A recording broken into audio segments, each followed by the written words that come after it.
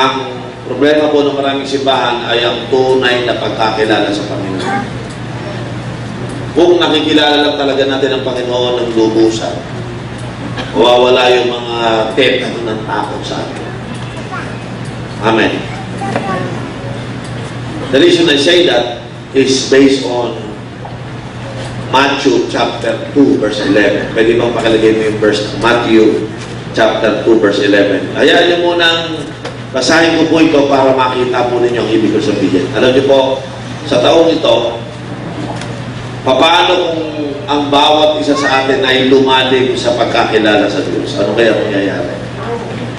Ulitin ko po, what would happen to a person if there's a prayer in his heart like Paul that says, the greatest thing in my life is knowing you. Yung, Lord, maunawaan at makilala pa kita.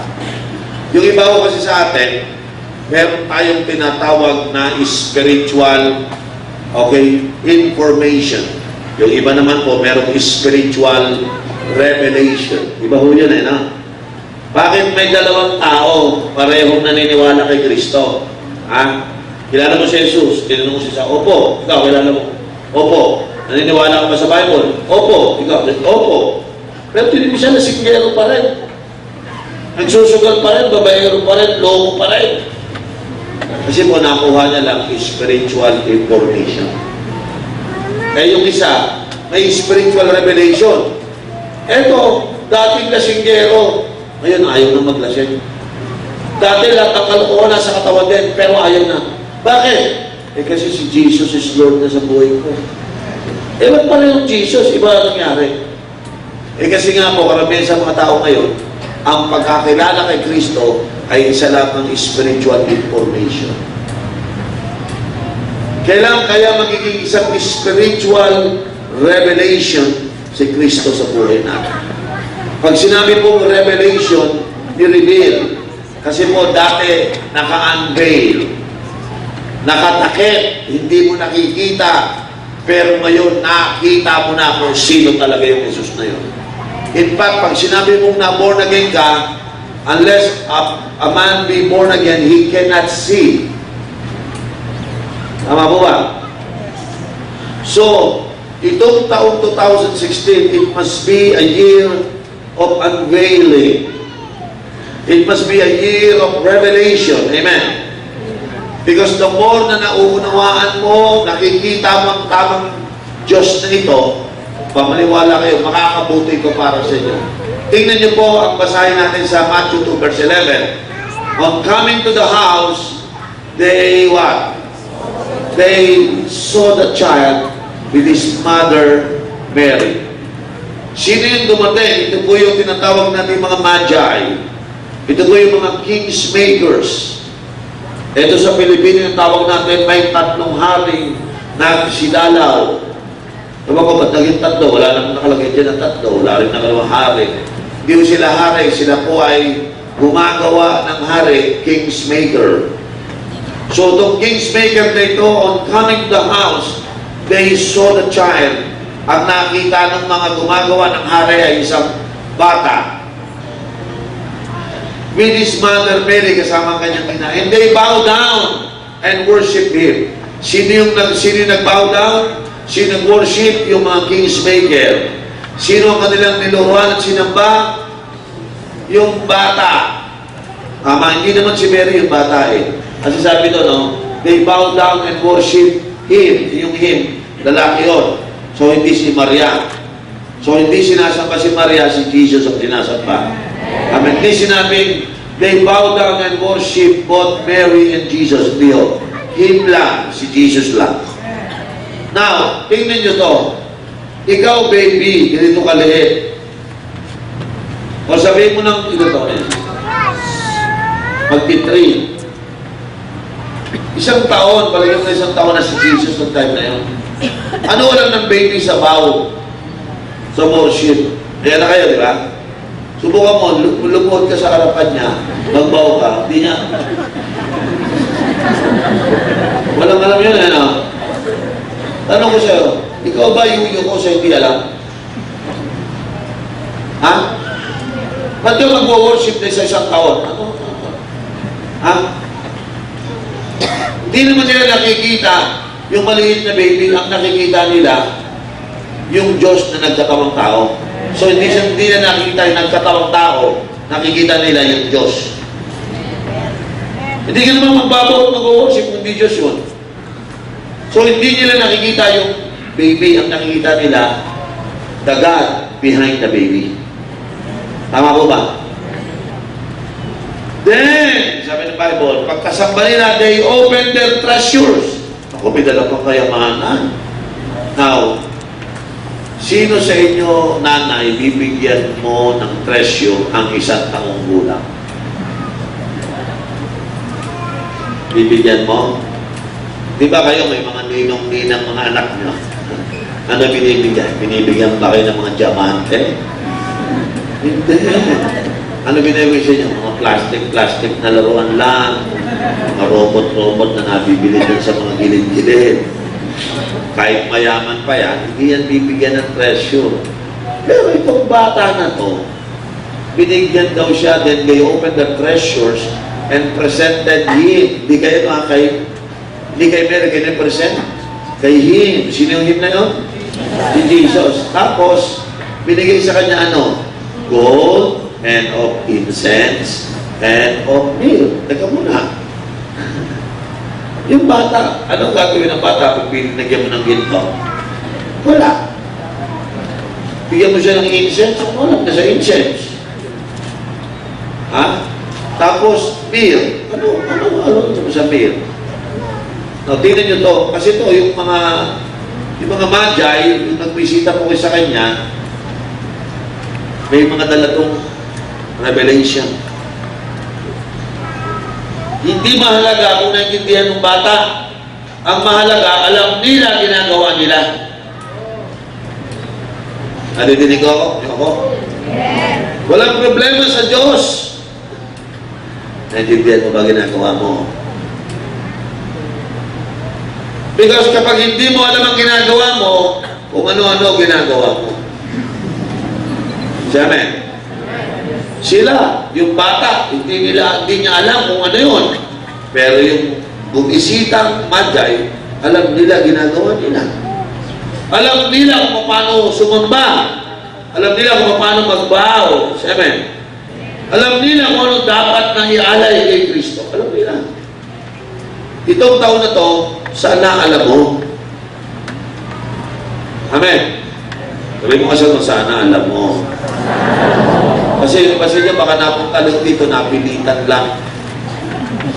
Sino sa inyo, napilit ka lang kasi mamaya may libre Jollibee. Sino sa inyo napilit lang? This year, tingnan niyo sila, pagdating, unang sultada pa lang, first time. Ano binigay? Ha? Ano binigay? Ikaw, kabago-bago mong Christian, ano binigay mo? Sama ng loob. Ano pa? Walang kabuhay-buhay na commitment. Ha? Ano ba binigay mo? Tanso. Dapat sa unang araw pa lang ng taon, ginto ang ihanda mong ibigay sa Diyos. What is the symbol of gold? Gold is the symbol of purity. Gold is a symbol of value. The value is purity because when they give gold, they recognize the Lordship of Jesus Christ. So nung sila'y kahit bata, nung binigyan ng gold, tinignan ng ano binigay nila? Gold. Bakit ang daming gold? Ay, tignan mo na, yung gold no, hindi isang pirasong sing-sing yun. Ha? Malamang ho yun, kaban na ginto. Ha? Dahil pag, kung araw kasi, pag pumunta ka sa kaharian, kakato ka, bisitahin ko yung hari, tatanungin mo dala ko, dala kong donut. Ano po? Yung sa hari ko, donut ang pamilado. Patukang ka ng gwardiya. Diba dapat, pagpapasok ka sa kaharian, may dala kang regalo na bilang respeto sa hari. So, kaugalingan nila ng araw yun. Pag alam mo, mahari, huwag ka magbibigay ka ng mga small time. Diba? Tama. ngayon, kasi yung ibang mga tao, hindi kasi talagang hari sa kanila, kaya pinibigay nila tira-tira. Yung year na ito, tanungin kita, ano ba tingin mo kay Kristo? Meron ka bang revelation na siya Yahweh? Na kaya mong magbigay ng pagsamba na purong ginto. Marami kasi tanso eh. Mahal kita, Lord. Joke lang, ikaw naman naniwala. Lord, ibibigay ko sa iyo buhay ko. Pag okay, pero pag masama nangyayari, wala yan, ha? Sino sa inyo sa year na ito ang ibibigay mo pure gold? Liars go to church. Alam mo, simbahan, maraming sinungaling. Oh.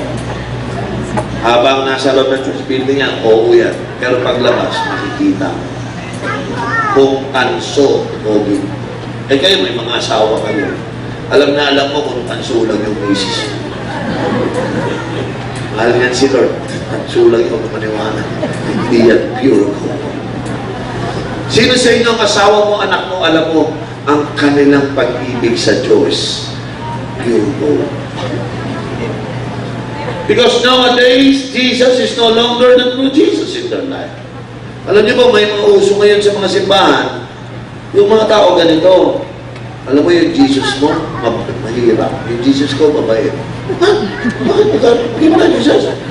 Hindi kasi yung Jesus mo, pag tingnan mo dyan sa church na yan, yung Jesus nila dyan, pag late ka, kapagalitan ka.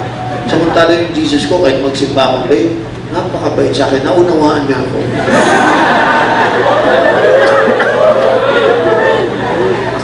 Are you listening? Alam mo yung Diyos ko, pag ako nagsimba, minsan, late ako, tapos wala akong dalang Bible, tsaka dalawang walang notebook. Okay lang. Diyos ko, unawain. Alam niyo, busy ako, marami akong ginagawa. Tapos pag nagsimba ako, wala akong dalang Bible, wala akong notebook. Ako, wala kang madidinig na condemnation. Si Pastor Arnold, di ba, Jesus niya eh. Umupo ka lang sa likod, sa backseat, backslider ka na.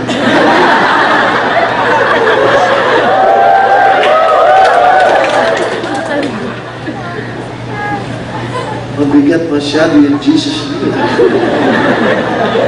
Alam mo ngayon ko sa Jesus ni Pastor, hindi niya naunawa ng kalagayan ko.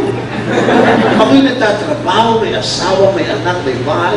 Akalain mo, gusto niya pa ako maging sa leader, gusto niya ako mag-train, gusto niya ako mag-G12. Alam mo, ang hirap talagang presyo ng pastor. Yung Diyos niya, yung Jesus niya kami. Samantalang ako, yung Jesus ko, pag hindi ako nag-evangelize, siyempre maunawaan na ako, mami ako. Alam mo yung Jesus ko, may trabaho siya ko. Ilang taon na ako nag-evangelize, wala akong disciple. Pero never ko siyang narinig na kinupandem na.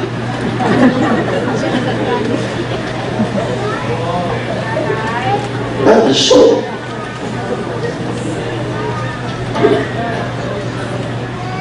bakit ganyan ang Jesus mo? Eh kasi, you have created your Jesus after your own image.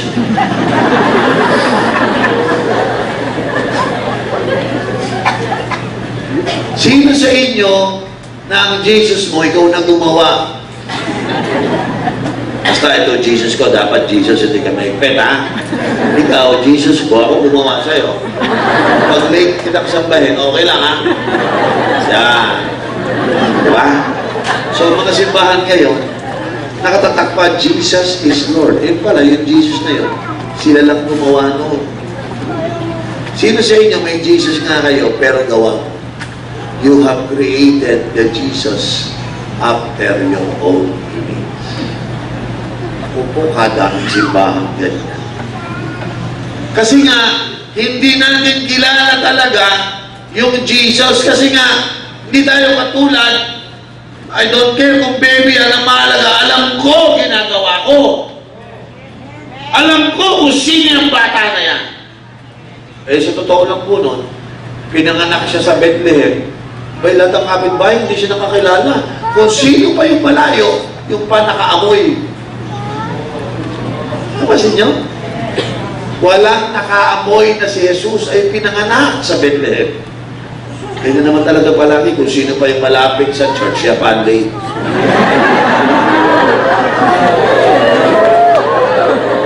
Gano'n naman talaga palagi. Kung sino pa yung walang-wala, naghihirap, siya pa yung tamad sa pagsamba sa Diyos. Nasa ilong, hindi naamoy. Pero yung malayo sapagkat totoo ang kanilang nararamdaman sa Diyos. Kahit malayo, handang ibigay ang gintong pagsamba sa Diyos. Kaya walang buhay ang maraming buhay.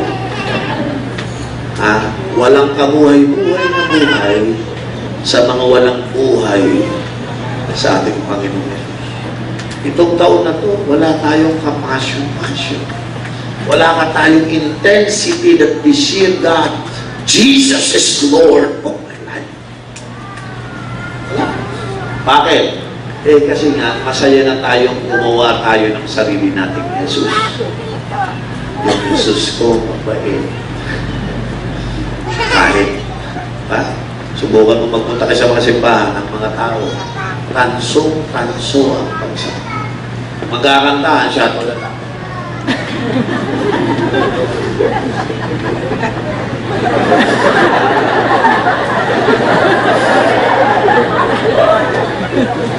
Saan nagpunta? Nagsimba. Ano magsimba? Tungangers ka, magsimba. Nagsimba. Tama. May marami mga tao ngayon, nagsimba na hindi nakasamba eh. Kaya bakit? Jesus is not gold. Walang value si Jesus sa kanila. Kaya, tama na yan. Kung sambahin man kita, hanggang dito ka lang, Lord, I love you. Sabi, baba ng tasa. Hindi mo lang may ganun, hanggang dito lang. Jesus, I praise you. Baba ng tasa. Ulitin ko, kung nakatapos ko ang puso dalisay na pagkilala sa Diyos, hindi kinakailangan nakikita sila ng bata. Ang mahalaga, totoo sila at alam nila kung sino pong Jesus mo. Kilala mo ba sa Jesus? At kung sino yung Jesus na sinasama? Yan ang una. This year, kung kaya mong gawing Jesus is Lord, makakabuti sa sa'yo. Sino rito gagawin mo sa year na ito? Totohanan, pataas na klase, dalisay, ginto, purong ginto, walang halo. Si Jesus ang Diyos sa buhay ko this year. Hindi ba nahihirapan magtaas ng kamay? Magtaas na lang, nahirapan ba? You see? Kaya sabi ko, oh Lord, maraming mga tao madi-disappoint this year.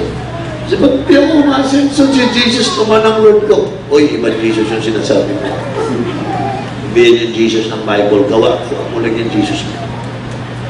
Sino ito naniwala maraming Diyos ngayon na ginawa ang tao at hindi talaga ang tunay na Diyos si Jesus? Be careful, you might fall on that category. Churches die because there's no God. For them, God is nothing. Pansula nga.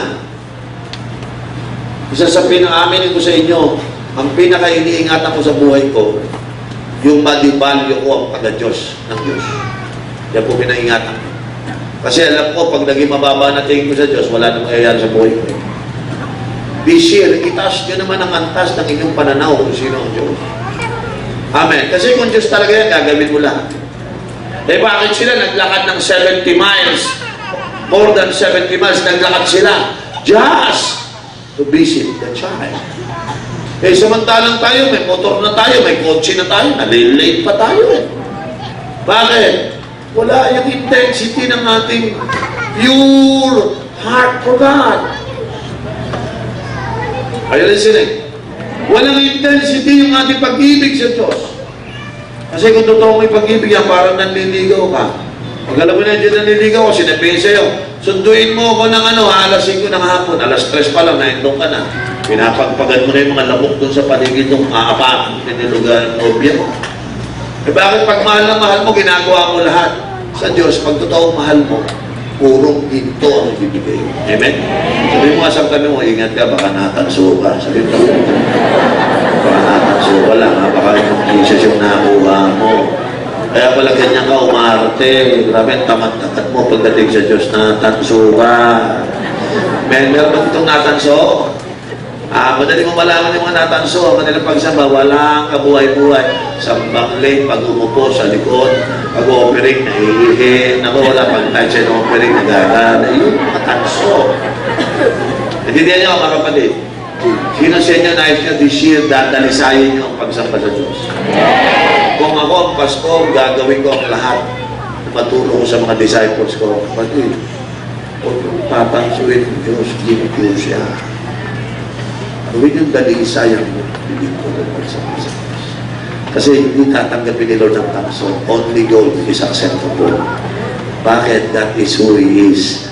Jesus, the symbol of gold is the symbol of the Lordship of Jesus Christ. Amen? Pag sinabi natin, simbolo ng kanyang pagka-Diyos, ang ginto, kasi talaga naman siyang Diyos. Kaya ang ibibigay mo yung mataas na uri ng pagkilala, pagsamba, paggalang sa Diyos na buhay. Amen. Sino sa inyo bibigay nyo gifts of gold kay Jesus? Amen. Ikaw yung unang magbibigay. Pangalawa, bibigyan na sila ng incense. Sa ibang salita, they call it frankincense. It means, ito po yung oil for holiness. Say that word, holiness. Ibig sabihin, recognize nila na ang batang ito ay banal.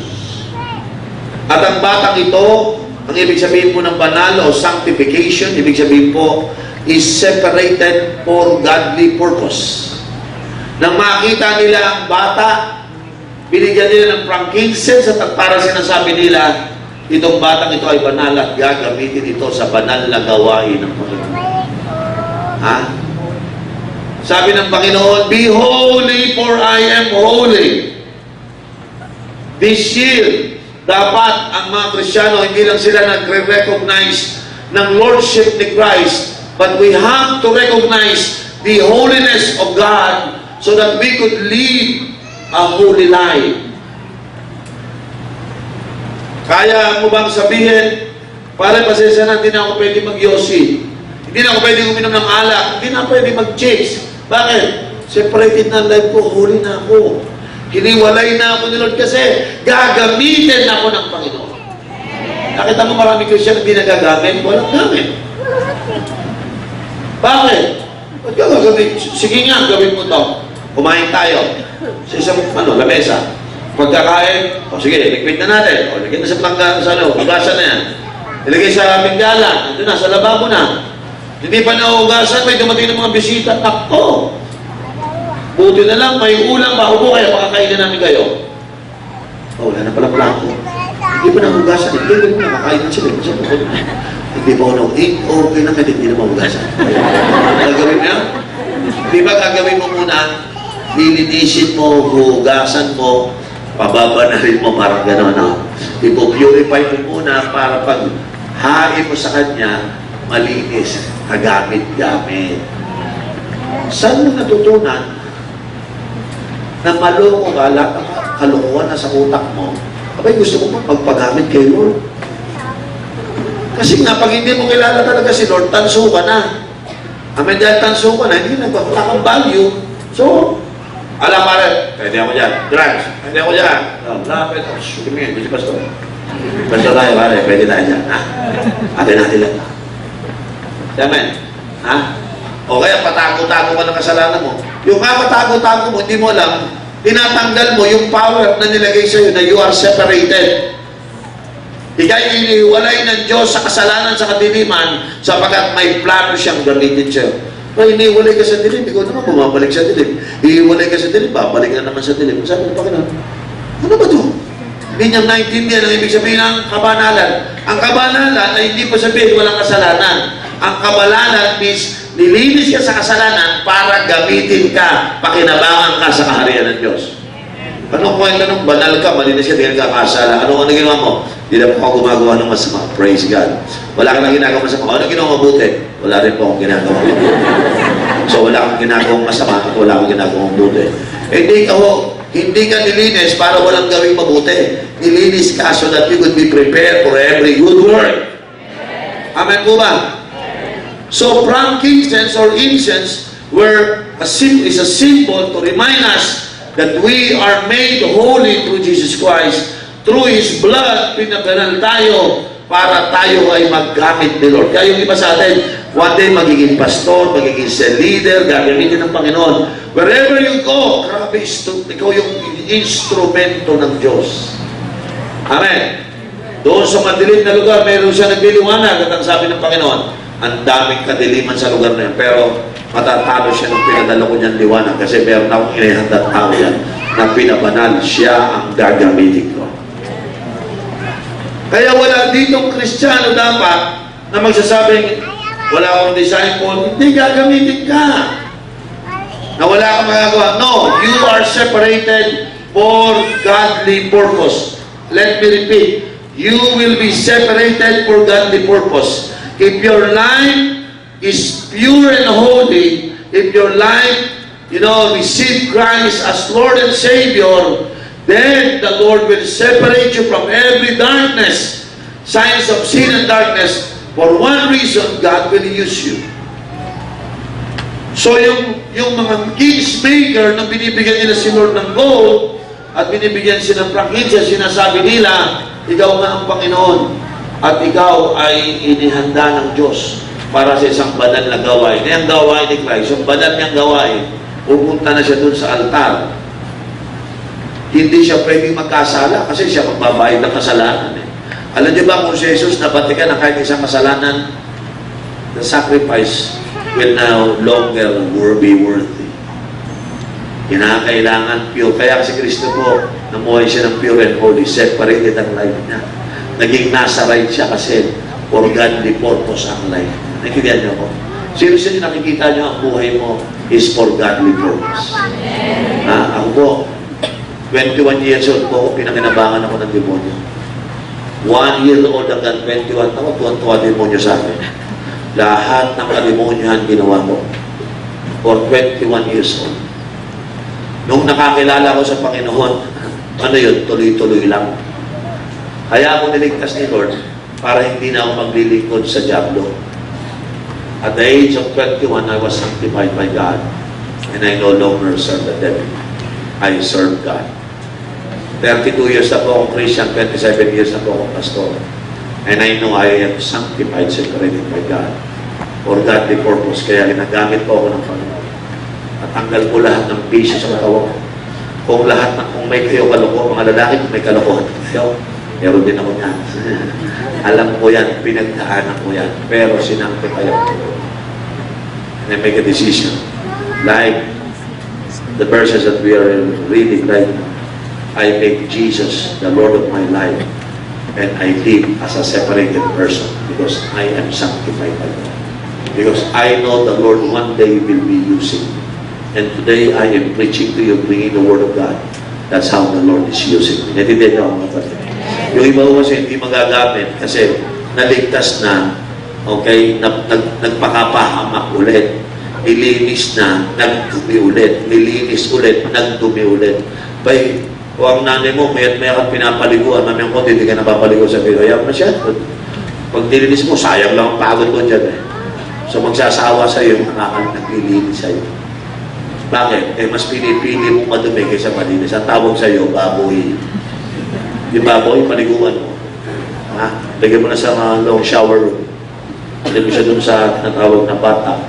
Magpapula ka, may baboy mo. Tuwan-tuwa yung baboy. Shampoohin mo siya. Tama? Pagka-shampoo, lagyan mo ng lotion yung balahibo niya para maging soft. Diba, linisin mo yung kaya nga mo, i-manicure, pedicure mo kompleto. Tapos make-upan mo siya, linisin mo siya, tapos paparunan mo siya. Palabasin mo saan pumunta. Sa pusali. Kunin mo ulit siya, paligo. Ikaw talaga bad pig ka. Paliguan mo ulit siya, shampooin mo ulit, pabanguhan mo siya. Huwag ka nang magulo, ha? Malalabas na naman. Saan naman pumunta yun? Pusali. Kaya tawag doon, baboy. Pero hindi ka naman baboy, tao pa naman. Ba't utak baboy ka?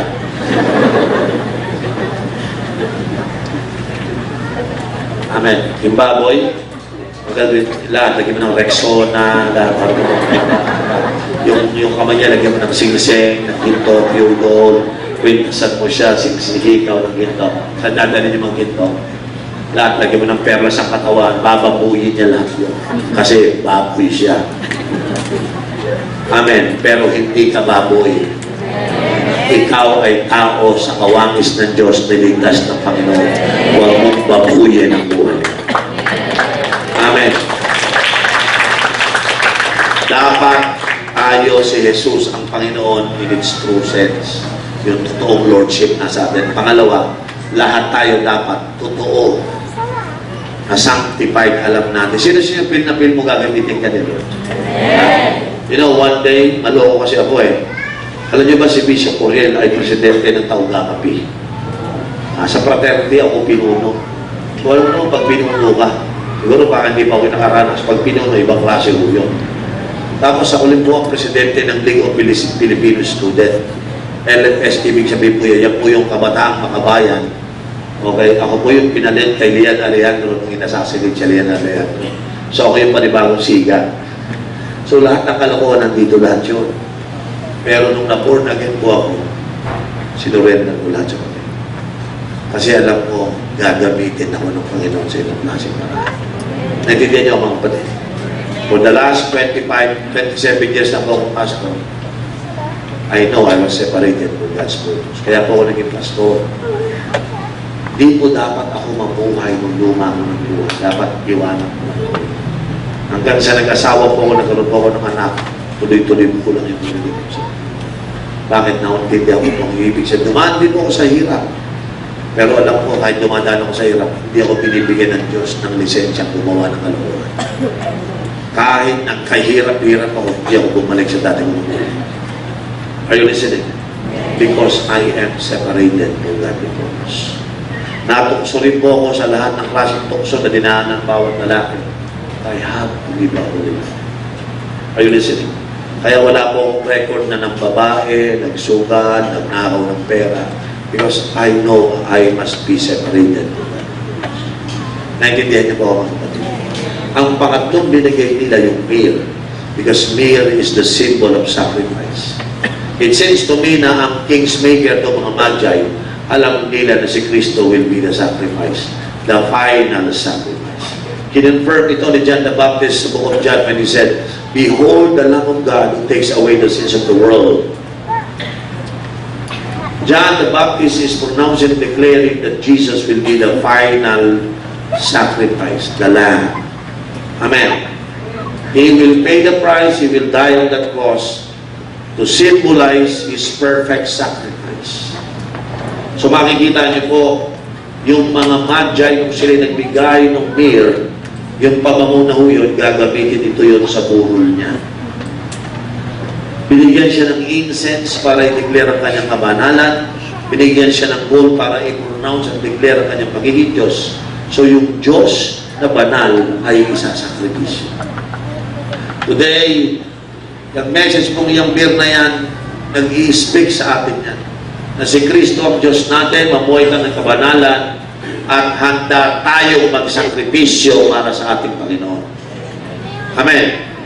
Kung tayo'y gagamitin ni Lord, sapagkat binabanal niya tayo, hindi pwede kayong mag-serve kay Lord ng walang sakripisyo. Amen. Tama po ba? Sino sa inyo willing mag-sacrifice kay Lord? Yung iba ho, takot na takot sa sacrifice. Ang sabi nila, alam mo, yung mag-G12, nakaka-pressure, at namin gagawin. So you don't understand what is sacrifice. Ano mahirap mag-evangelize o mamatay sa krus? Sabihin niyo totoo, ano mahirap? Mamatay sa krus o mag-evangelize ka? Ano gagawin mo? Diba? Mas mahirap yung mamatay sa krus. So, ano pipiliin mo? Mamatay na lang sa krus kaysa mag-share ng gospel? O share na lang ng gospel? Share na lang ng gospel, diba? Ano mahirap? Mamatay sa krus, bugbugin muna bago patayin o magdi-disciple? Disciple na lang. Pero grabe, pati ba naman yun, hihirapan tayo? Alam mo, yung Jesus ko, mabait. Yan na naman. Kahit hindi ako mag-evangelize, kahit hindi ako mag-share na, hindi ako mag-disciple, alam mo, hindi ako papagalitan. Eh kasi nga yung Jesus mo, hindi naman namatay yun eh. Ikaw yun eh, di ba? Tama. Tama po ba? Pero yung Diyos na aking minamahal, namatay siya sa krus ng Kalbaryo, nag-pay siya ng sacrifice. I don't know why many Christians don't like pressure. Alam mo, huwag ka mag-jeepel, nakaka-pressure yan. Maniwala. Pag naniwala ka sa jeepel, may pressure kayo. Ikaw, yung asawa mo, mga anak mo, lagot kayo, lagot.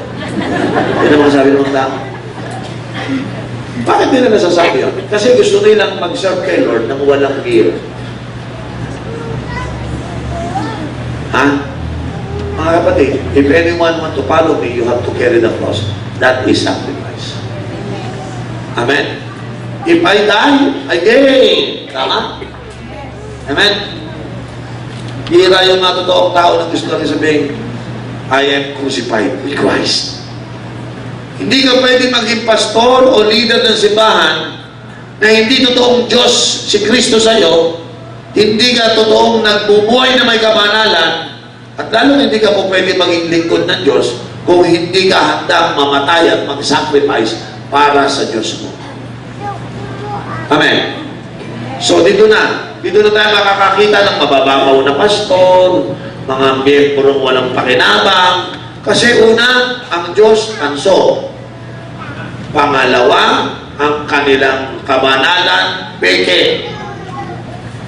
Ang kabanalan lang nila, mabait ako, hindi na ako gumagawa ng kasamaan. Ang kabanalan po ay hindi patungkol sa walang kasalanan. Ang kabanalan po ay ang paggamit sa iyo na iniwalay ka sa kasalanan para pakinabangan ka na ng Diyos. Sino po niniwala may gustong gawin ng Panginoon sa Pangasinan? Eh, itinamay ka, sama kali ka. Pero hindi ka pwedeng sumama sa Kanya na namumuhay ka ng kasalanan tapos gusto mag-serve kay Lord. Hindi pwede. Oo, ngayon nahiwalay ka na sa kasalanan, gagamitin na kita, tapos ayaw mo naman mag-sacrifice. Amen. Maraming mga pastor. In the last 12 years, I'm helping pastors to do the vision. And the most common problem ng mga pastors when I challenge them to do this vision, three things. Ayaw nilang discipleship, ayaw nila ang training, at ayaw nilang self-group. Bakit? Matrabaho yan eh. Eh bakit? Palagay mo sa pastor, hindi trabaho. Ha? Ano trabaho mo? Wala. Pastor ako eh. Bakit ano? Pag pastor, hindi nagkatrabaho. Kasi nagpapastor kami. So, ano ginagawa kong trabaho sa pagiging pastor? Wala nga eh, dahil pastor na ako. Kaya pag pinagtrabaho mo, nagagalit kasi daw, ang trabaho. Ayaw ko ng ganyan pagpastor. Saan mo natutunan yan? Ha? Yung Kristo niya, nagawa niya. Alam mo, ang Kristo ko. Kung hindi ako mag-disciple, okay na. Alam mo, kung hindi ako mag-train, hindi sila nagagalit sa akin. In fact, wala nga kaming disciple sa church, wala kaming training, pero mahal namin siya. Tuwing linggo, maawit kami, nagtataas kami. Ano pa ginawa niyo? Babalikan mo na siya linggo, kakanta na kita kami. Ano pa ginawa niyo? Sa next week, babalik ulit kami. Nag-evangelize kayo, hindi, mabait yung Kristo. Walang pressure. Walang discipleship. Tsaka walang training. Ang Holy Spirit na ang bahala sa akin. Sino saan niya nakakita ng ganong baliw na pastor? Kalat yan. Ha? Kung makita niyo po, bigyan niyo ng Matthew 2:11. Ha? Sabi mo sa kanya, pastor, natanso ka. Amen. Ha? Yung incense mo, pang-Buddha. Hindi pang kay Jesus. Amen. Yung kabanalan mo, pang-Buddha. Ano yung kabanalan pang-Buddha? Alam niyo, hindi ako bilib kay Buddha. Si Buddha, nakita niyo nakahubad. Hindi marunong magpalit ng pantalon mo. Ako, sasaklahin mo. Napansin niyo? Ha? Ako, mataba din ako, pero may pantalon ko.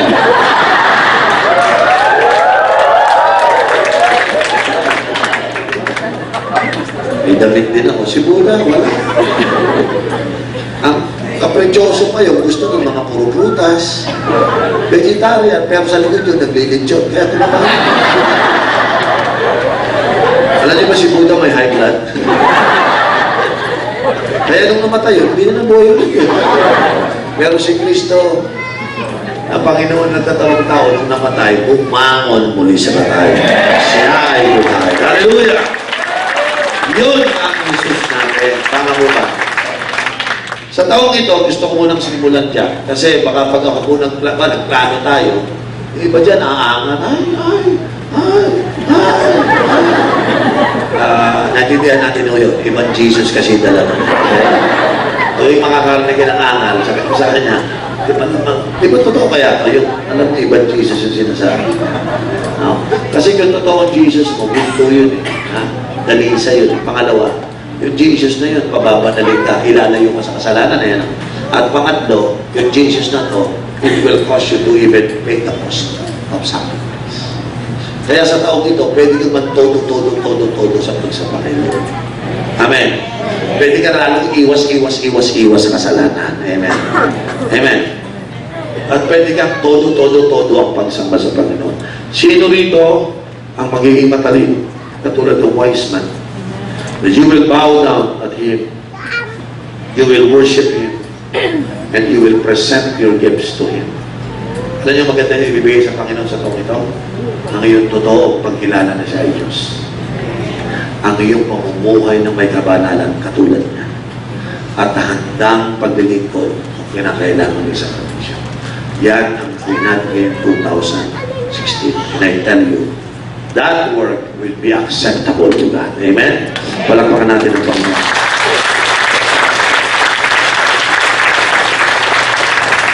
Binuna ko ang Matthew 2 verse 11 sa kadahilanan, kung meron kang ipapagawa sa mga pastor at mga leaders, kung wala yung lordship, kung wala yung holy life, at kung wala yung sacrifice, huwag ka na magplano. Sayang lang yung oras mo. Amen. Mga pastor, kahit anong ganda ng plano, kung wala naman Diyos, walang magaganap na mga fulfillment sa plano. The husband and the wife of the pastor, including their children and the rest of their leadership, must recognize that Jesus is Lord. May pag-asa yung plano. Wala pa akong nakitang nagplano, nag-strategize ng walang Diyos. May nangyari. Kahit anong ganda ng plano nyo, pag hindi kayo sinasamahan ng Diyos, walang mangyayari. Sinasamahan lang kayo ng Diyos kapag kinikilala nyo siya ang Diyos. Amen. Pa hindi mo na siya kinikilala, umaasa ka pang sasamahan ka. Ikaw nga, gawin mo sa asawa mo yan. Hindi mo siya kinikilala bilang asawa mo. Ano? Alam mo, umpisa pa lang, simangot na abutin sa'yo niyan. Amen. Ang asawa natin, kaya patuloy ang nagtsatsaga sa atin, kasi sinasamahan natin ng buong pagmamahal at pag-ibig. Amen po ba? Itong 2006, ang iwasan ninyo, yung tansyon yung pagmamahal sa Diyos. Iwasan nyo yan. Ha? Yung mga tansong kabanalan, huwag nyo ituloy yan. Yung mga pag-aharap si Pastor, mabait, pantalikod, loko kayo. Kung ganyan, walang mangyayari sa'yo. Amen. Yung konting sacrifice, hindi mo maibigay, puro ka excuse. Ha? Yung hindi ka makapaglingkod, hindi ka magamit ng Diyos, kasi puro ka excuse.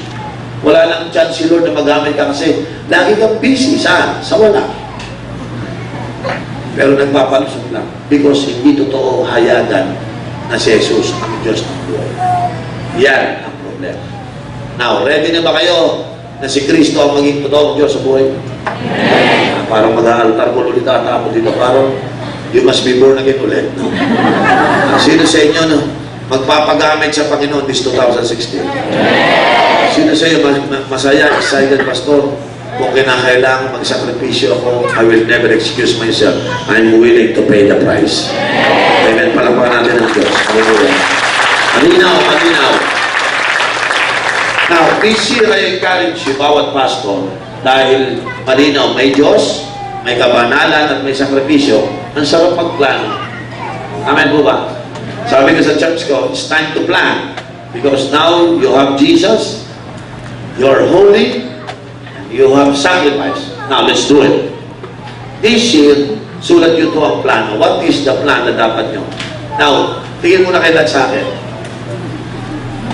I never allow myself na walang plans and goals sa isang taon. Lumago ang church ko, isang pastor, 2 tuwing January, may plans ako, may goals ako. Okay? Nandiyan niyo ako. Tingnan niyo to. Practical lang tayo. Kung meron akong 100 members, goals ko lang, doblehin lang natin 100 sa buong taon. From 100, lahat ng tao mag-uwi ng isa ng kaluluwa. Ilan na? Magiging 200. Sa first year, magiging 200. Okay, let's go to second year. Sa second year, yung 200 na. Magbibilang ulit ng tag-iisa. After 1 year, ilan na? 400. 2 years pa lang, 400 na. Ha? Sa third year, 400. Tag-iisa ulit, magiging ilan na?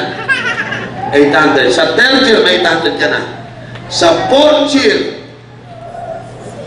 1,600. Ha? Sa fifth year, ilan na? 3,200. 5 taon lang, 3,000 na members. Kaya lang, Jesus is Lord. Live a holy life and pay the sacrifice. Isa lang, imposible na. Sobrang naman tamad mo, isa lang, di mo nakuha sa isang taon. So sa madaling salita, in 5 years, walang simbahan dito na walang 1,000 member. Sabihin natin 50% performance lang. So, 1,600.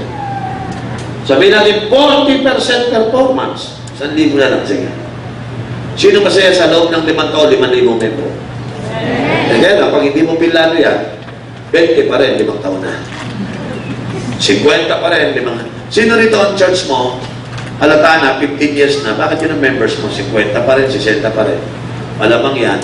Katulad yun ng maraming pastor, lumilipas ang panahon na hindi ka nagpaplano sa paglago ng simbahan. Sabi ni Lord, I have a plan for you. Sabi ni pastor, ako wala. May plano ako sa iyo. Ako nga wala eh. Dapat, Lord, I have a plan for you. Lord, let me get it so that is my plan. Tinanong ko sarili ko, ano ang plano ni Lord sa 2016 sa dulos ng Christ? Alam mo sagot sa akin ni Lord, Oriel, ang plano ko sa church mo, paluguin sa 2016. Lord, ano plano mo? Palaguin ang church. Bakit? Eh, gusto ko marami mag-born again, kaya plano ko palaguin ko kayo. Sino sa inyo ang plano nyo palaguin ng simbahan? Nasa ko nga. Mga pastor, unahin nyo maglago, yung iba naman kasi mga pastor ang plano. Maganda na yung pastor. Pastor, ano po plano niya? Plano ko maging ngayon. Ha? Ano ako, pastor? Isa naman ako, ang plano ko makapagpatayo ng church building. Eh, wala ako kayong church eh, may building. Maraming pastor hindi mag-isip eh. Ang plano ko ngayon ay maging reverend, maging bishop, tapos maging chaplain, maging head, maging chairman. Sino? Eh, paglago, may plano ba kayo lumago? Eh, ang mahalaga may title, may kilala ako, at lahat ay mag-bow down before me. Ano plano? Sino sa inyo ang plano mo, Pastor Lord? Gusto ko maraming maligtas sa taon ito para lumago ang simbahan. Amen? Now, nung sinabi sa akin ng Panginoon yan, impression niya sa akin, grow the church. Immediately, tumalima ako. Sunday, umarap ako sa church. Sabi ko, may plano ang Panginoon sa 2016 sa Dulos ng Christ. Pastor, ano yun? Lumago tayo. Pastor, paano? Okay, ito plano natin.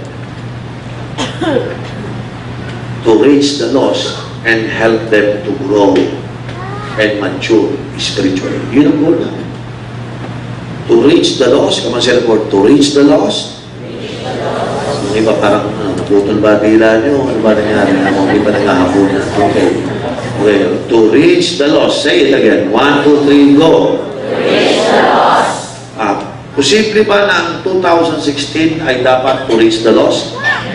7. Again, what is our goal? To reach the lost. Now, don't stop there. Kasi pag ni-reach nyo na yung lost, to reach the lost, and then we lost the lost. Mawawala eh. Dapat to reach the lost and help them to grow and mature spiritually. Pag yan ang ginawa ninyo, makukuha niyo yung mga tao at hindi mawawala yung mga tao. Lalago kayo. So again, what is our plans and goals? To reach the lost, and help them to grow and mature spiritually. Sino sa inyo willing gawin yan sa 2016? Amen? Ano? Pwede bang gawin natin lahat yan? Sino yung hindi pwede sa ganyan?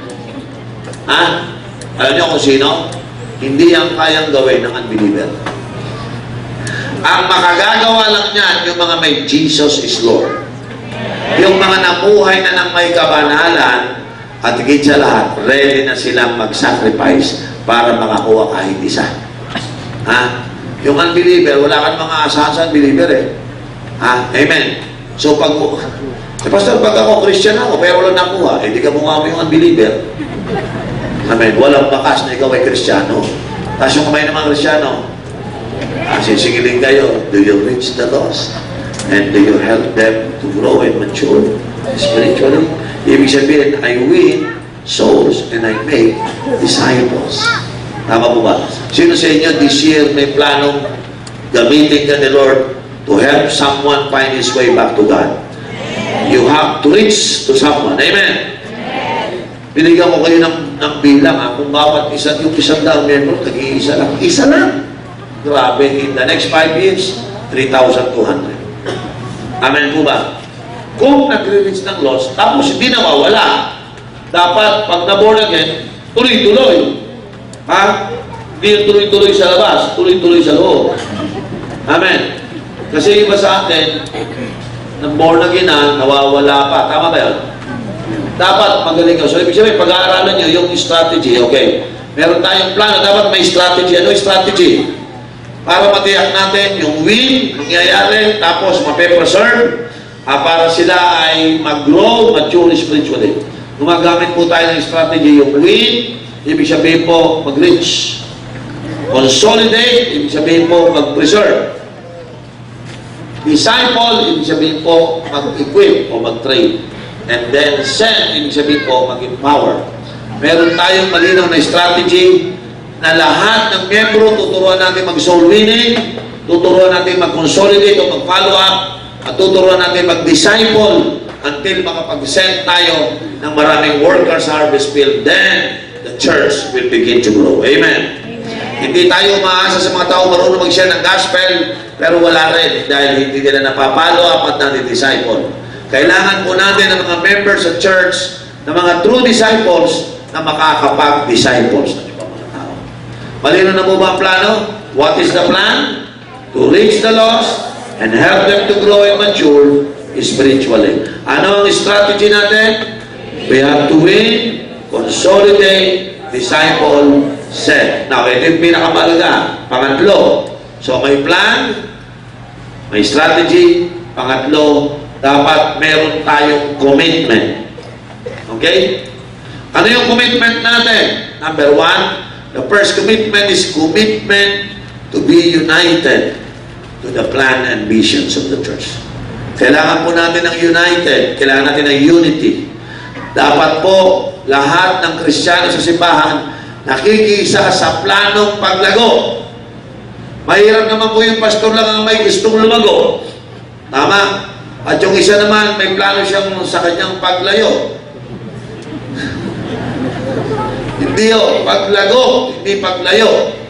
Sino sa inyo, January pa lang, nagbabala ka ng umalis sa church? Sa siyang kamay. Ha? Dapat, sino rito nag-commit ka? This year, I will plant myself to this church and I will bloom to this church. Amen?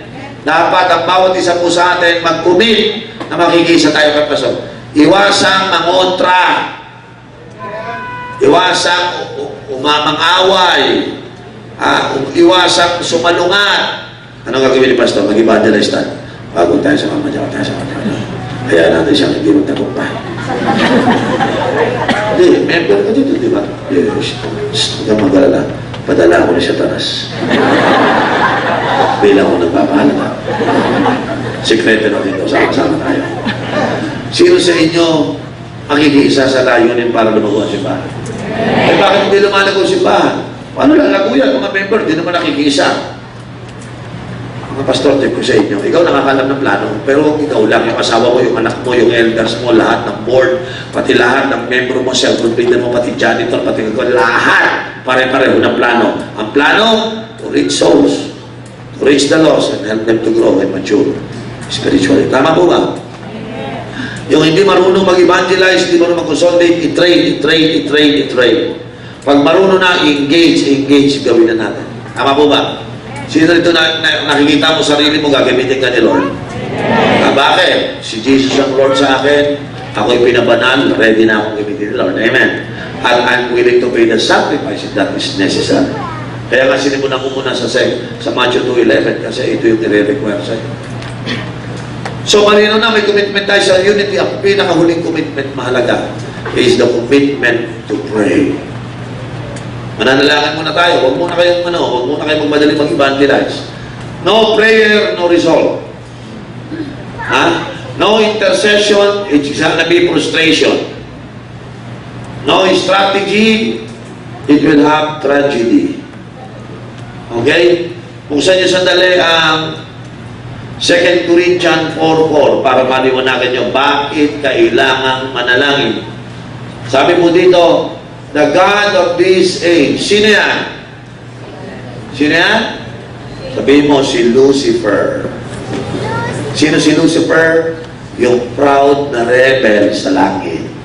Isa siyang worship leader, sinipa, na wala na siya ng trabaho, masama ang loob sa Diyos. Ano in-expect mo sa kanya? Babawi. Nung tinapon ko siya sa mundo, tinawag siyang the God of this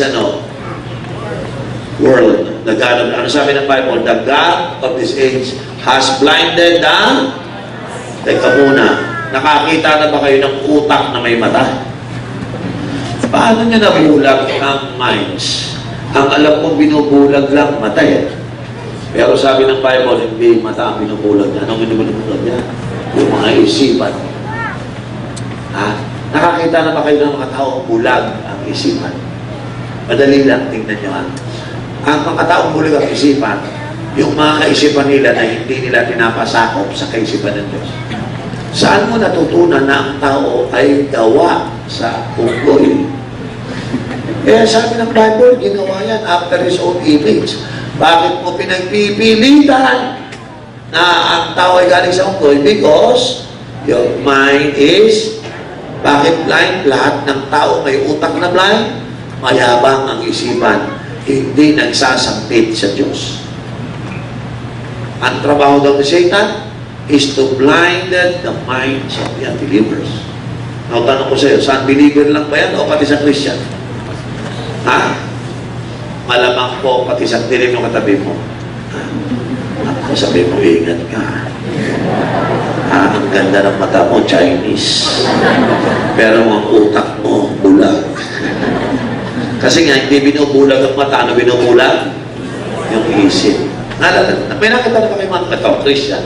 Ito, patunay na bulag ang Christian. Sabi ng Bible, mga dalaga, mga lalaki at babae, huwag kayong makikipamatok sa mga tao hindi mananampalataya. Ibig sabihin, huwag kayong mag-aasawa ng unbeliever, huwag kayong mag-boyfriend ng unbeliever. Sinabi na ng Bible yun. Dapat doon, magpasakot tayo doon. Akalain mo itong babae na to, Pastor, may tanong po. Anong tanong? Kasi po sa church po namin, walang gwapo eh. O bakit? Kung walang gwapo. Kasi po, Pastor, doon po sa labas, marami po doon mga gwapo eh. Posible po ba nasisira mo siya ng gospel? Ang kakaibiganin mo po na sila. Tapos pag nag-ibigan mo kami, baka po, alam niyo na. Ano tawag doon? Bulag ang isip. Ano ang bulag ang isip? Hindi nagpapasakop sa kaisipan ng Diyos. Alam niyo, pag hindi ka nagpapasakop sa kaisipan ng Diyos, mas marunong ka pa sa Diyos. Sinabi naman, huwag ka kay pamatok. Baka naman, magawa natin ito ng paraan. Kasi nga, yung isip mo, hindi pa sumusuko, nagpapasakop. Natanong, totoo ba ito ng maraming Kristiyano na maraming pang hindi nagpapasakop ang isipan? O, patunayan ko ito sa inyo, Kaya pala maraming nagbabackslide na nasa cell na nawawala pa. Nag-encounter na nawawala pa. Alam niyo kung bakit? Alam niyo kung bakit? Lumabang yung utak. Akala mo, naisip niya na kahit wag siya mag-cell, lalago siya. Saan mo natutunan niya? Hindi kay Lucifer. Saan mo natutunan na kahit huwag ka magbasa ng Bible, lalago ka? Hindi kay Lucifer.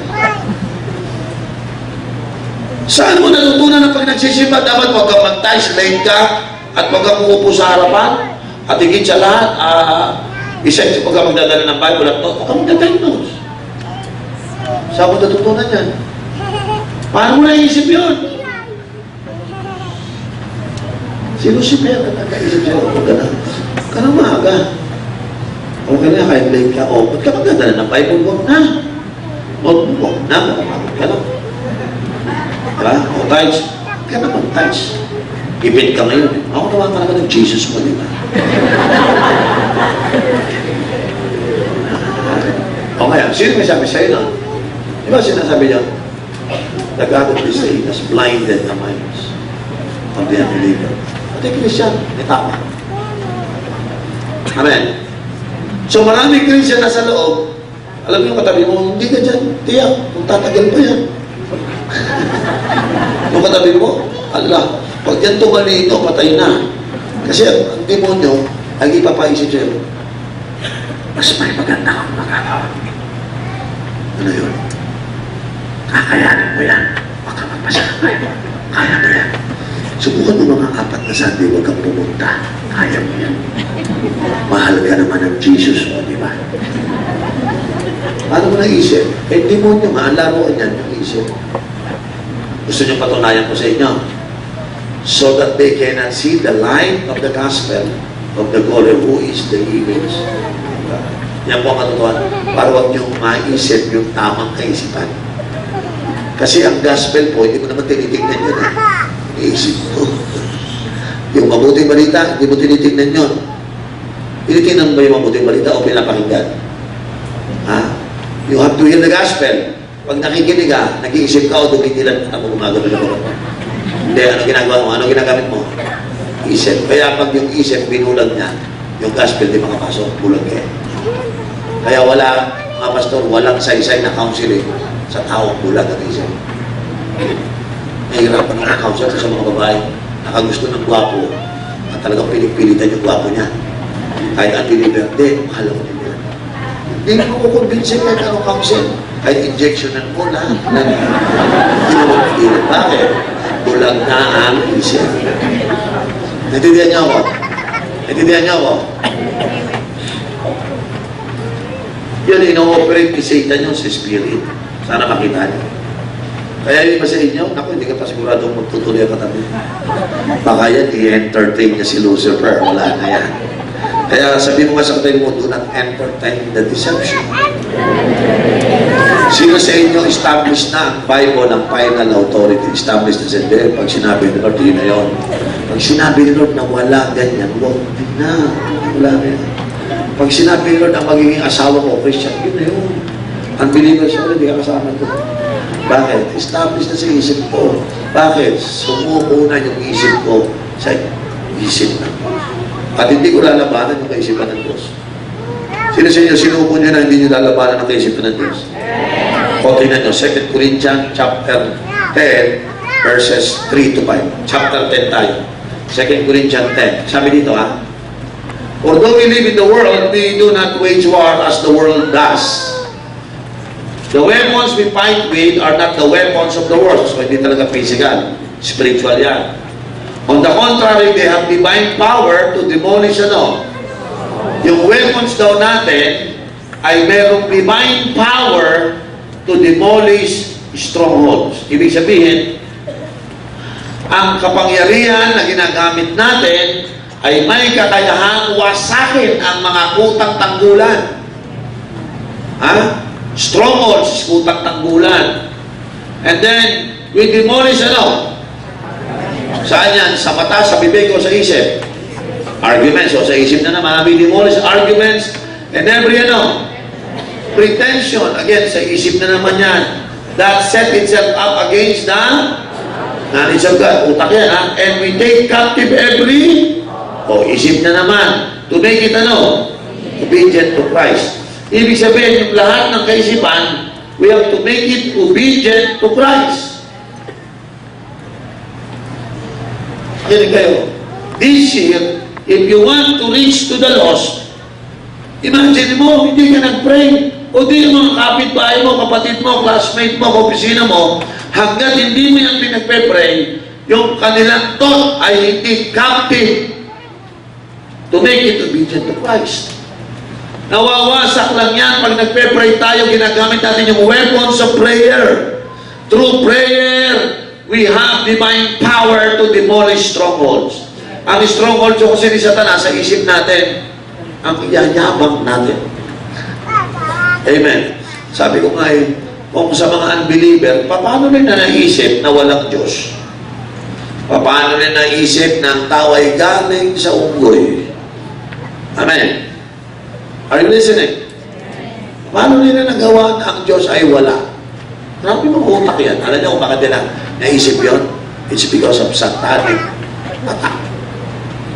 Si Satan, binubulag sila. Yung salitang pagbulag na yun, nilalagyan daw sila ng cover, nilalagyan daw sila, ginagawa daw yung utak na maging dull. May kwento ako sa inyo. Si Bishop Uriel, kahit pa paano, arkitekto po ako. Okay, may profession, I'm an architect. But at the same time, 27 years na po akong pastor. So most likely, 32 years akong Christian, 27 years experience pastor.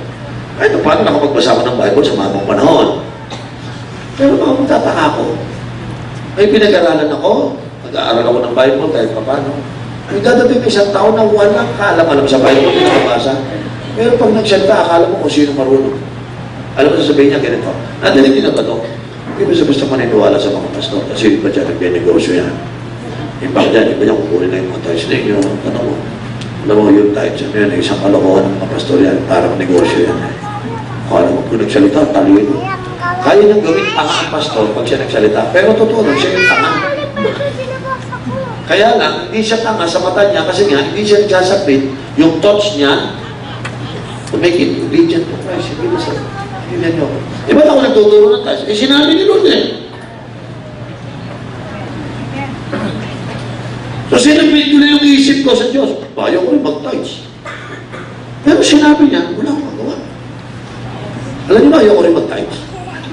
Pero Christian ako, sumusunod na ako. Because I make my thoughts obedient to Christ. Are you listening? Ayaw ko rin magbasa ng Bible. Siya lang matulog kasi magbasa ng Bible. Pero kaya lang, sabi ng Bible, this book of the Lord should not depart from your heart. You have to meditate on it day and night. And by doing this, you will succeed and you shall prosper. Hindi wala ko, submit my thoughts to that. Alam niyo ba, ang Christian walk ay punong-puno ng submission sa isip. Kaya ka nagwawala ka, hindi ka nagbabasa ng Bible, hindi ka nagpe-pray, hindi ka nagde-devotion, hindi ka nag-church. Kasi yung mind mo hindi pa submissive kay Christ. Pinapalakas mo, mas matalino ka pa kay Christ. Sabi mo sa katay mo, ayun, alam mo na ang problema mo. Sabi mo sa katay mo, ayun, alam mo na. Nade-demonyo pala yung isip ko. Kasi ang trabaho ni Satanas, bulagin ang ating mga isipan. Sino sa inyo hindi nagtatides? Bakit kayo hindi nagtatides? Kasi pinagpipilitan mo, mas alam mo. Kaya kayo hindi nagtatides. Kasi yung utak mo, pinapangat mo sa isipan ng Diyos. Ay, basta alam na hindi ako. Nadibibless pa rin ako ni Lord kahit hindi magtatides.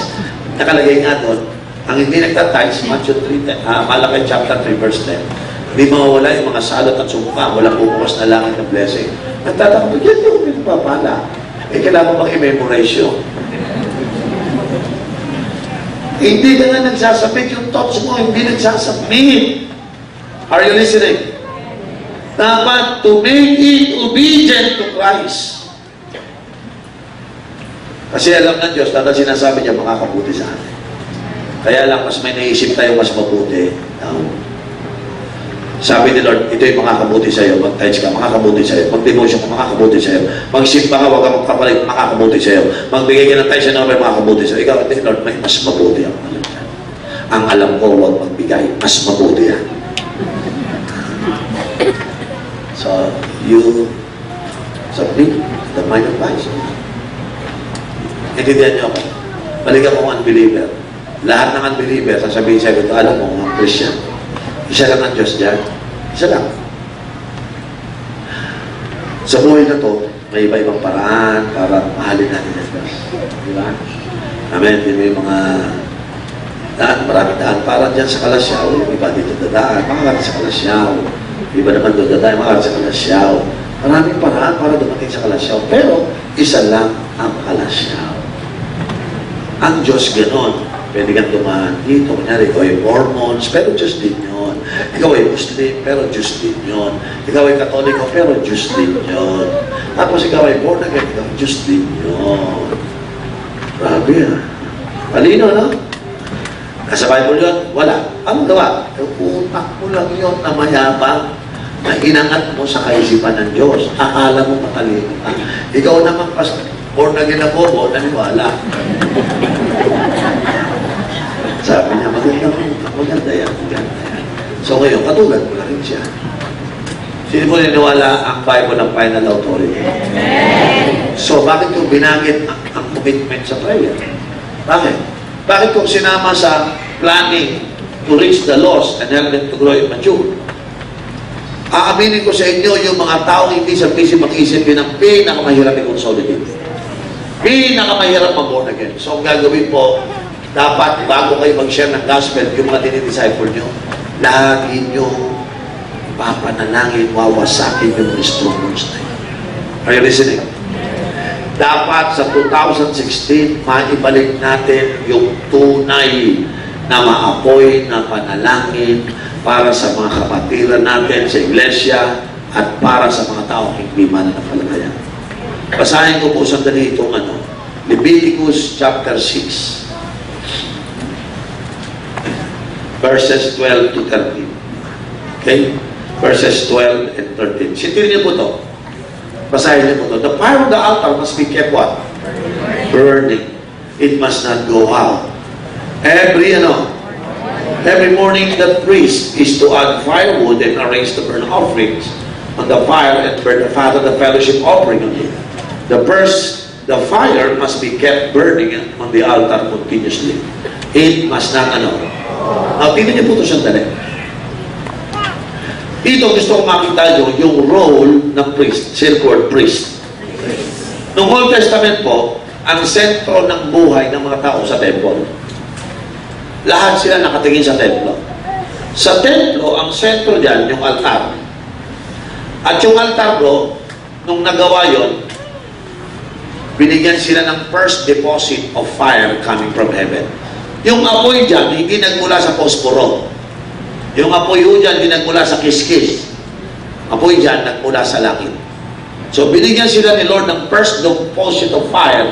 Ang purpose nun, para yung lahat ng mga offerings ng mga tao, yun ang susunog, yung apoy na galing sa langit. But, ang nagme-maintain nun, yung priest, yung spiritual leaders nila.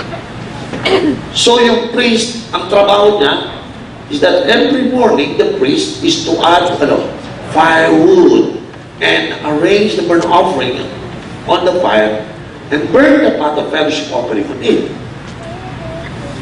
Yung fellowship offering para sa Diyos at ang tao, pagmumula yun sa tinatawag na offering, yung mga hayop, yung mga tuba.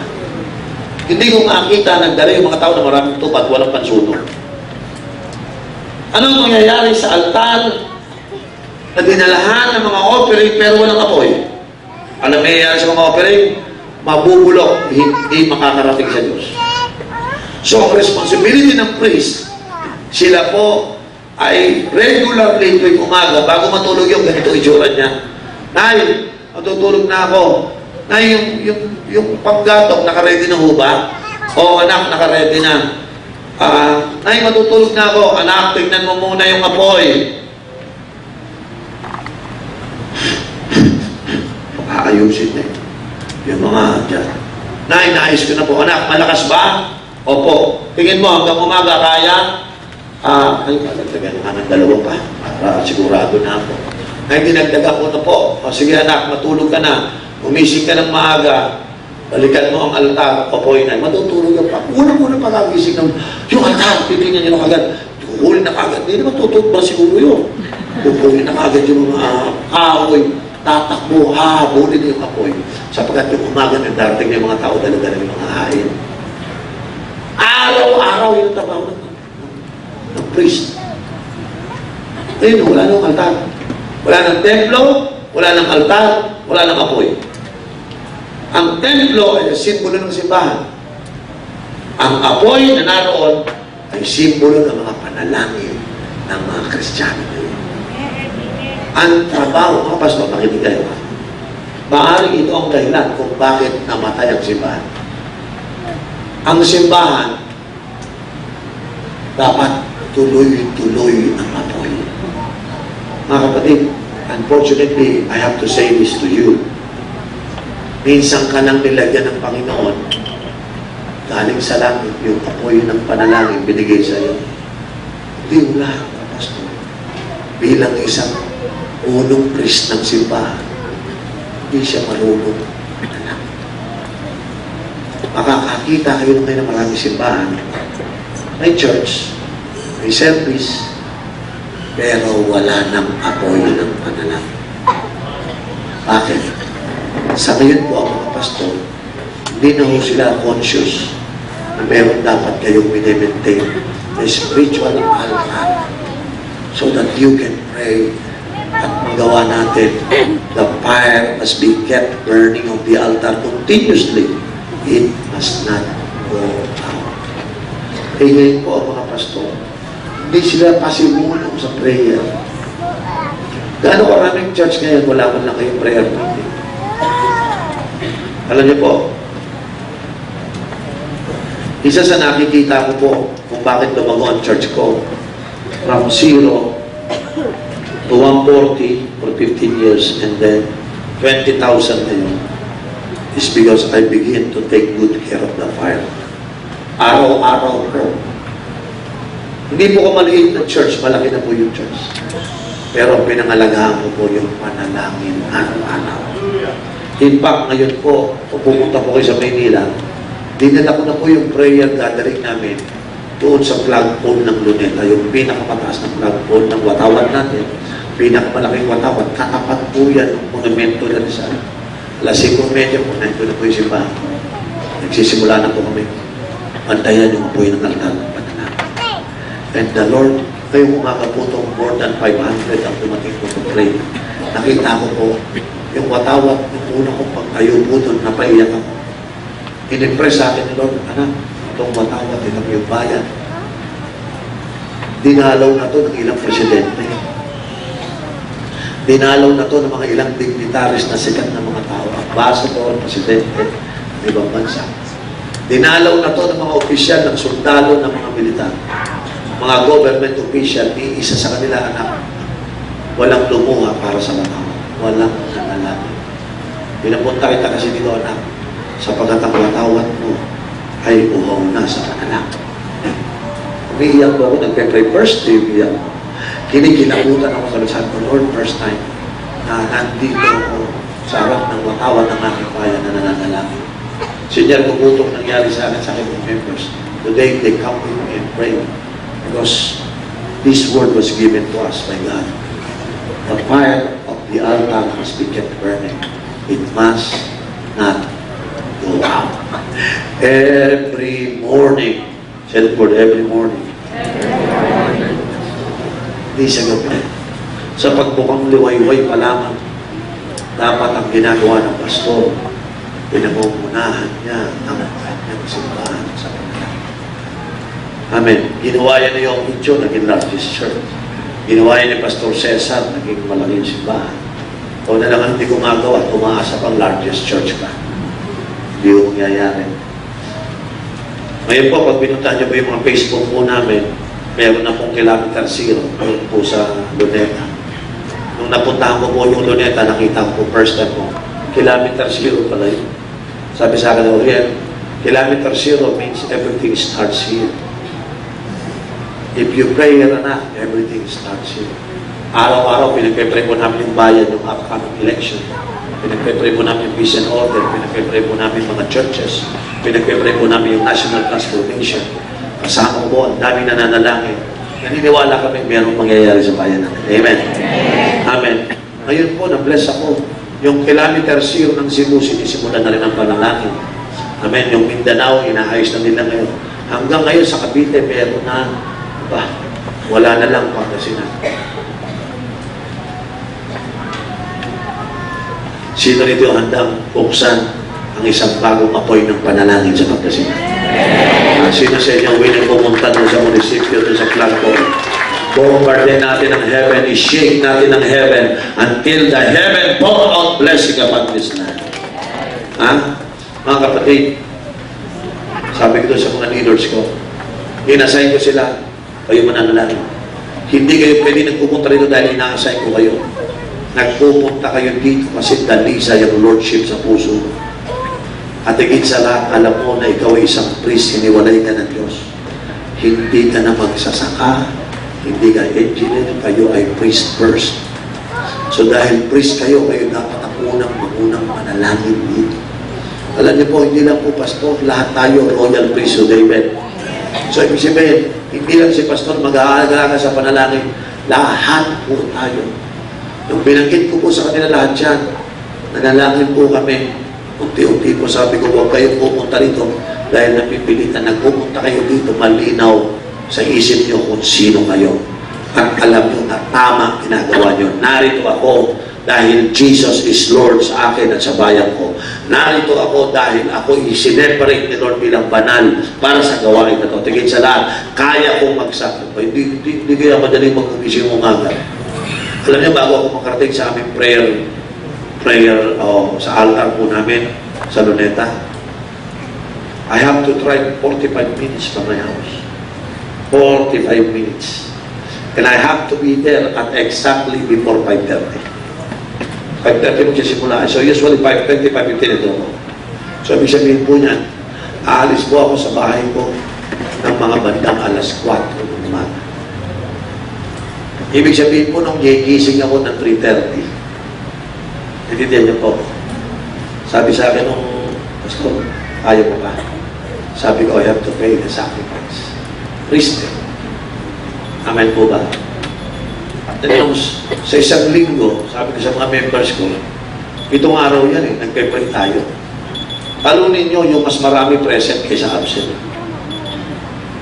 Amen. Nag-commit ako, Lord, mas marami akong beses kaysa kulang. Nag-commit ako sa Lord. And because of that, nung makita ng mga members ko, mas marami akong present kaysa absent. Ginaya din nila. Mas madami din silang present kaysa absent.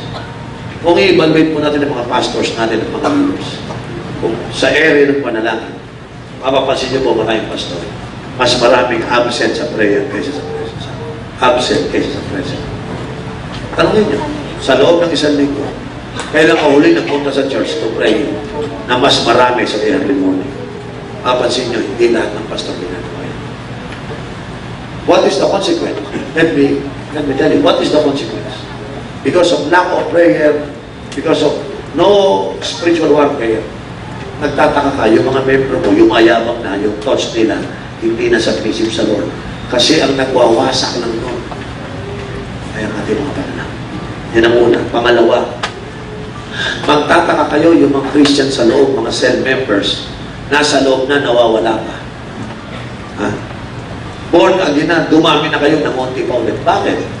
Again, yumabang ulit. Akala nila kahit walang Diyos, nawawala na sila. Bakit?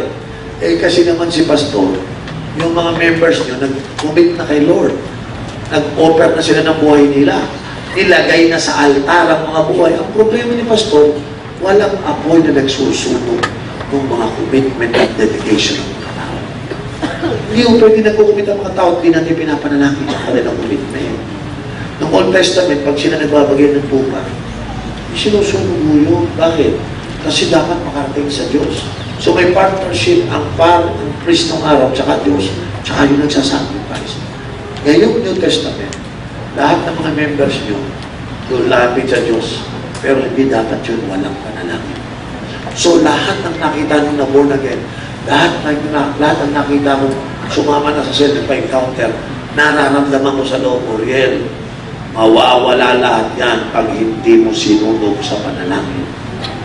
So I have to pray. I have to tell them, pray natin yung mga born again na pray natin yung mga nasa cells na. Bakit? Dadayain na ni Satanas. Isa 2 Corinthians 4:4 yan. So ngayon po, nagpe-pray po kami doon. And to my surprise, kapag nananalangin po tayo, hindi nakakanaig ang mga kalaban. Amen? 2 Timothy chapter, 1 Timothy 2:1. Kung saan po kapatid. May natutunan ba tayo sa verse nito? Amen. 1 Timothy 2:1, chapter 2. Tingnan niyo po, basahin natin. I urge then, first of all, that request, prayer, intercession, and thanksgiving be made for everyone. Anong pinakamahalagang word dyan? Sige nga. Anong pinakamahalagang word dyan? Ha? Anong pinakamahalaga? Yung prayers, yung intercession. Anong pinakamahalaga? Sa'yo, anong pinakamahalaga dyan? Ha? Ang pinakamahalaga dyan, yung first of all.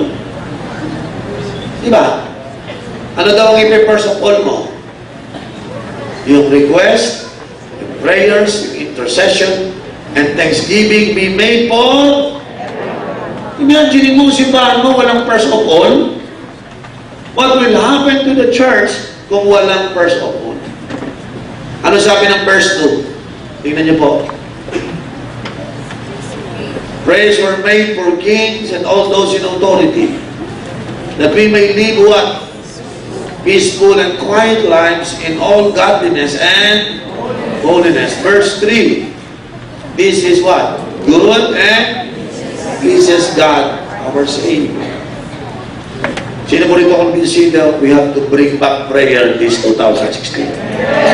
Ulitin ko, alam niyo po, kinalabutan ako kung saan. Paano kung sabihin ko sa inyo, kaya hindi na kayo makapag-pray ngayon? Kasi patay na yung apoy na minsan binigay sa inyo. Yung iba sa inyo, mag-i-struggle para ibalik ang prayer life. Because, matagal nyo na, hinayaan mo. You know, this year, God has a grace to us.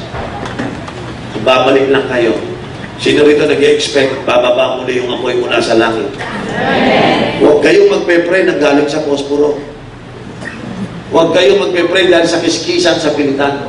Mag-pray kayo kasi binaba ng Diyos yung apoy ng panalangin. At pag binigyan na kayo ng apoy sa panalangin sa mga simbahan, bantayan nyo na. Amen? Sino rito willing mag-pray? Lord, bigyan mo kami muli ng apoy. At pag may apoy na yan, every morning we will come and we will add more firewoods. Amen? At maayusin namin ang offering para masunog ang offering. And we will never let the fire goes out. It will keep on burning. Amen. Sino dito magpe-pray sa akin ito, Pastor? Mag-pray mo nga kami, yung simbahan namin. Magkaroon ng bagong apoy. Hindi gawa ng tao yung prayer. Hindi motivated ng tao. Pero tinawag kami ng Diyos to pray. The church will hear the call of prayers. Amen. Sino sa inyo naghahanda? Baka naman pag binigay sa inyo ang call to pray, hindi ko alam kung magre-respond kayo. Because as much as I know and learn, maraming mga churches ngayon, 2 Corinthians 10:3-5, they no longer submit their thoughts in obedience to Christ. Naniniwala pa rin sila. Gagawa ko ito kahit walang panalangin. Lalago ang gawain ko kahit hindi kami nag-pray. A-advance ang kingdom ng Panginoon sa church ko kahit wala kami prayer. That mind is exalted above God. So sa gabi pong ito, kung sa 2015 nagawa ninyo, panatiliin, patay ang panalangin sa simbahan, hingi po tayo ng tawad sa Diyos. Mag-repent po tayo. Sabihin natin sa Diyos, Panginoon, I'm sorry. Tawarin mo ako. Nagawa ko magpastor, maging cell leaders na walang apoy ang panalangin sa buhay. Ama, patawarin mo kami na uminsan sa buhay namin, wala kami panalangin, O Diyos. Sa gabing ito, pinagsisisihin namin, Lord, yung pride na itinanim ni Lucifer sa aming mga isipan. Nabulag kami, Panginoon. Lord, sa gabing ito, malinaw ang plano mo and that is to grow the church, Lord, by reaching out to the lost and help them to grow and mature in their spiritual life. Lord, malinaw ang aming strategy. Lord, sa gabing ito, tulutin mo na magkaisa kaming manalangin, Panginoon. Magkaisa kami sa plano paglago ang simbahan. Lord, sa gabing ito, sa panalangin, wasakin mo ang lahat ng strongholds that exalt itself against the knowledge of God. Lord, today we pull down stronghold, every thought that exalt itself against the knowledge of God. Pride, Lord, in Jesus' name. Lord, we destroy this, we demolish this in Jesus' name. And Lord, sa gabing ito, Lord, we pray that let the fire from heaven set our hearts on fire. Panginoon, bigyan mo kami ng fresh fire, Lord, in Jesus' name. Fresh fire, Lord, mangyari sa mga simbahan namin. Lord, let the priest do his job, Lord. Lord, restore back the priest of the churches of God. Lord, let the priest maintain the fire in Jesus' name. Lord, sa gabing ito, hear our prayers. Pray for your church right now. Just pray for your church. Pray for your church. Live before God. Ask God, Lord, bring back the fire once more in my church, Lord.